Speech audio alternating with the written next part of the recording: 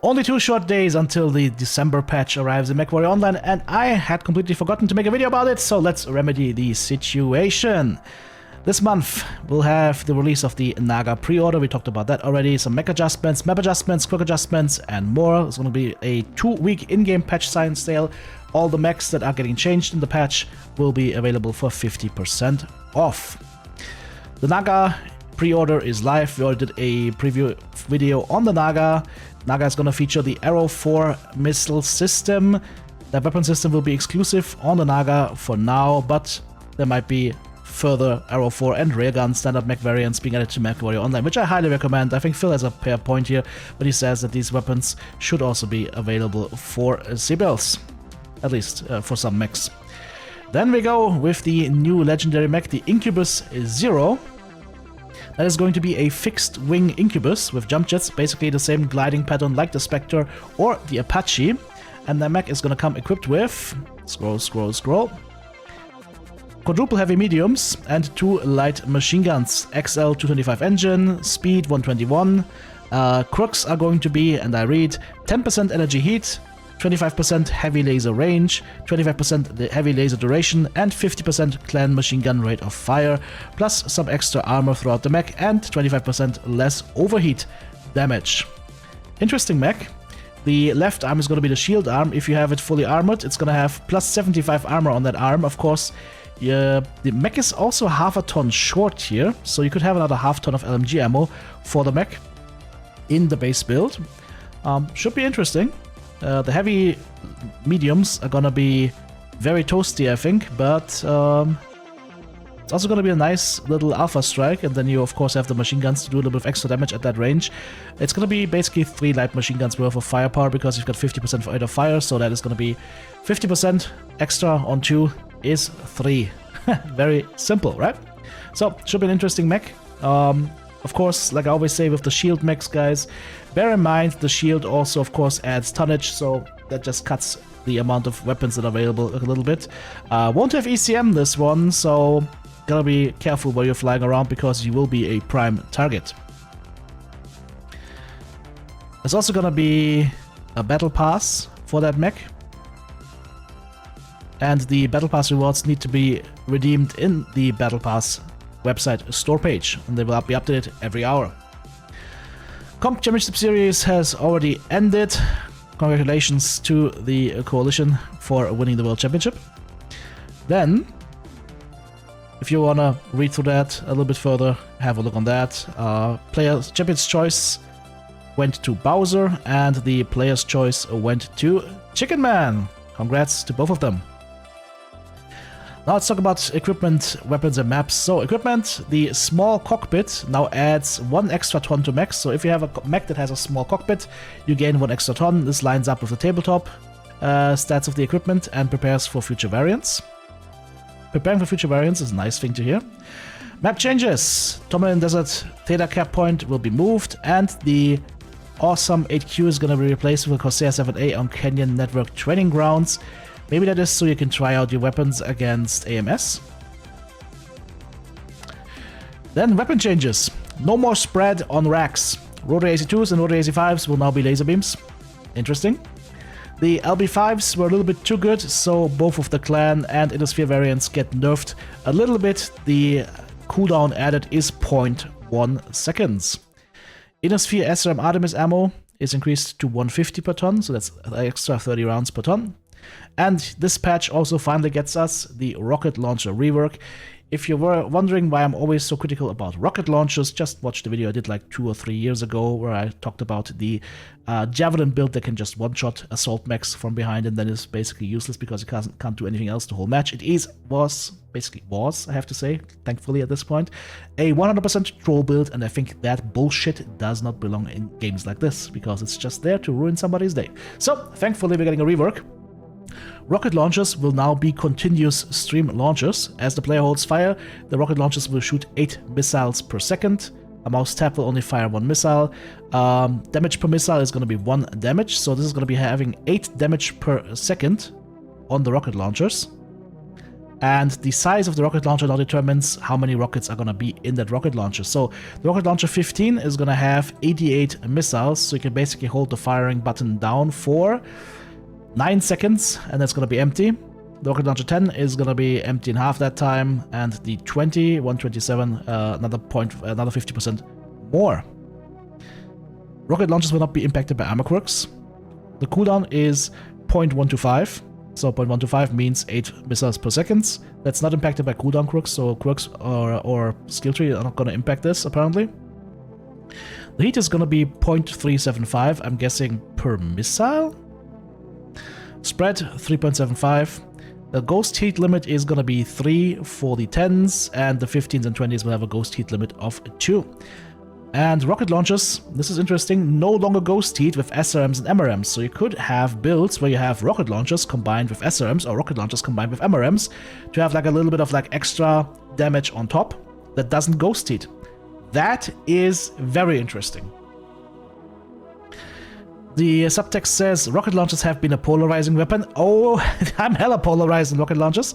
The primary use serving as a griefing one-shot weapon and are relatively useless beyond that compared to other weapons. This change turns them more into a reliable secondary weapon with more longevity in exchange for more moderate damage output. Finally! After 2 or 3 years, we finally see these weapons being turned into something that's actually interesting. And, well, griefers. Mech changes! The Corsair side torso hitboxes have been adjusted to reduce the chances of rear hit registration from the front or side on variants with lower arms. Nice. The Trial Direwolf now has LB5s instead of AC5s, and the Marauder Blight now also has a small cockpit. On the quirk chain front, what do we get? The Flea FA is at the fire end. It gets reduced armor, but don't rejoice too far, guys. The armor gets reduced by 1 on each component. That's the tiniest bit of nerf. All fire muffs, structure gets reduced by 3 on the full body, so all components.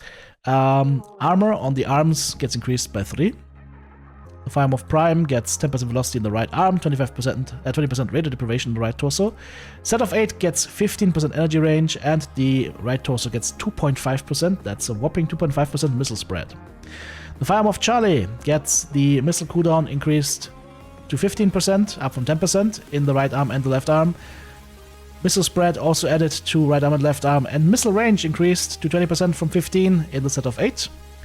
And the Fire Muff K gets a 10% velocity bonus instead of 8, plus ammo for AP Gauss, light machine guns, and heavy machine guns increased to 100%, up from 75%. Good change.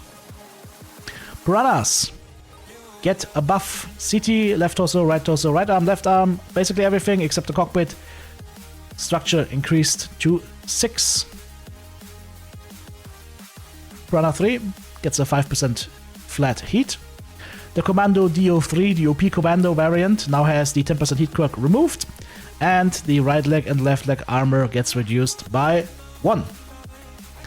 General Oxide. The Oxide gets 10% top speed removed, CT armor reduced by 8, left torso and right torso armor reduced by 5, missile range 40% up from 10, missile spread 40% up from 15, so a little bit less tanky, but gaining a lot of range.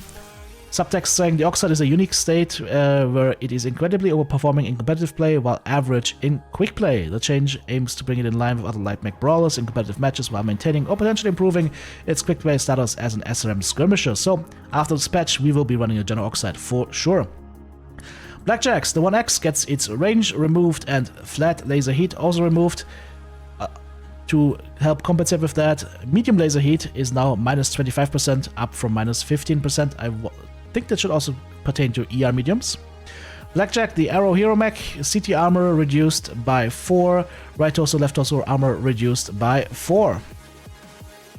Phoenix Hawk, the Spectre, machine gun range halved, but flat 25% ballistic range added on top, so basically the same, but allows for more builds that don't use machine guns. 12.5% top speed added, extra enhanced ECM 10% added, and light autocannon 5 and light autocannon 2 ammo 100% added as a quirk as well. All Black Ladders, the full body armor 14 has been removed. Instead, it is going to be 12 armor instead of 14, except for the legs, which are now going to be tankier by 2 armor. Right? Remove 14 armor, you add 16.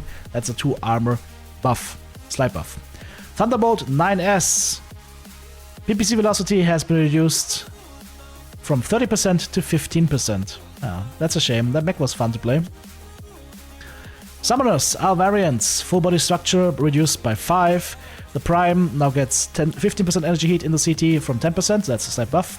Summoner Charlie, energy cooldown 25% in CT from the 15%. And the G variant, pulse laser range reduced to 20%. That is a slight nerf right there.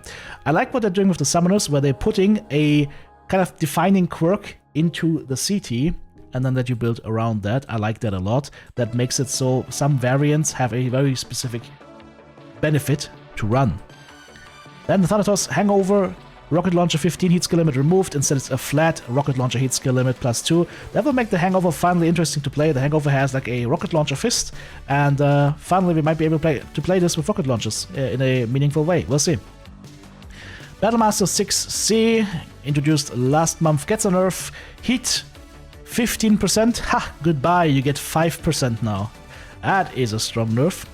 The Longbow OH, rocket launcher heat skill limit reduced to 2 from 3. And unfortunately also the Atlas Warlord gets a nerf. 10% heat removed, instead it's going to be 10% laser heat. So this is of course to hurt everybody that likes to run snub-nosed PPCs on their build. So this is a big nerf to the Warlord, unfortunately. Well, those are the changes for this month. What's your highlight, guys? For me, the highlight is this year. Yes. I used to hate rocket launchers for what they were. A mostly pure troll weapon. This is gonna make them interesting and actually viable for some builds. So I'm wholeheartedly happy and excited about this change. And of course, we're also gonna get a new mech next month as well. Take care.